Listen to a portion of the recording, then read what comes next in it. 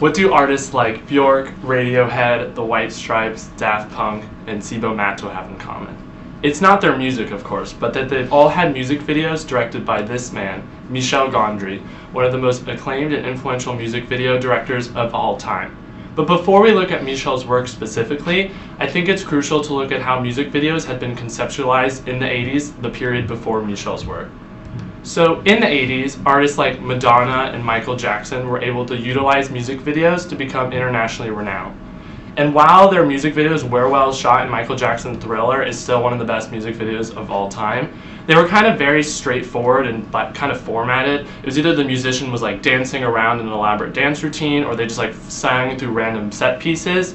And this ultimately wouldn't really change until the 90s, with different values and interests in the music industry. For example, rock and grunge music became a lot more popular in the 90s, and for this reason, people had a new interest for kind of weird, abstract, and new ideas, and Michel Gondry's work was able to kind of capture that audience and be able to have them interested in his work. So what is so unique about Michel's work? Well, after watching a small sampling of like the over 50 videos he has, I found a few reoccurring themes in his. First of all, he's able to take a small idea and through masterful execution, able to make it like a lot more unique and original.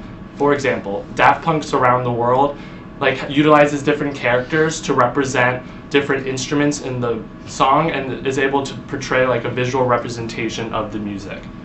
On the other hand, The White Stripes, Fell in Love with a Girl, kind of gives a more whimsical take on the music video, showing like a child making the music video out of Legos, and also showing Gondry's ability to use different mediums in his videos.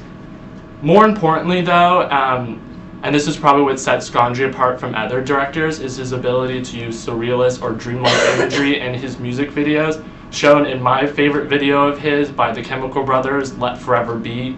It kind of shows like a woman's nightmare and the difference between like the confines of reality and the kind of the infinite possibilities of the dreams.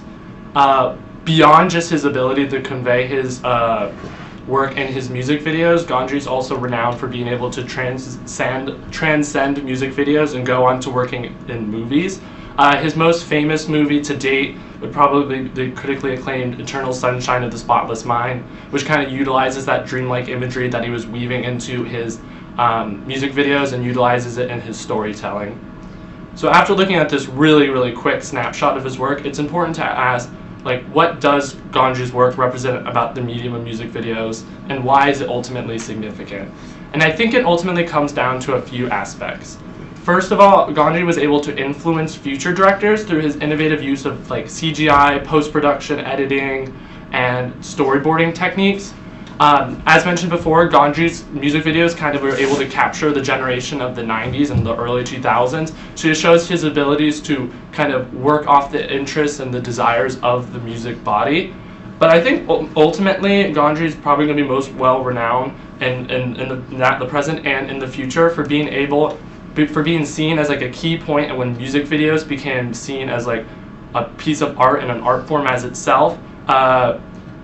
Music videos had become so popular up until this time that Gondry and other directors began to start experimenting with the medium and rejecting to the norm, similar to how other genres like photography, film, and dance had similar periods of the conventional and unconventional and kind of the flows in between these ideas.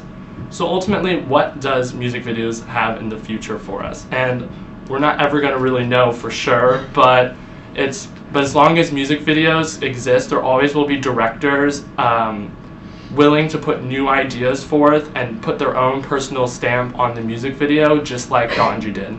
Thank you.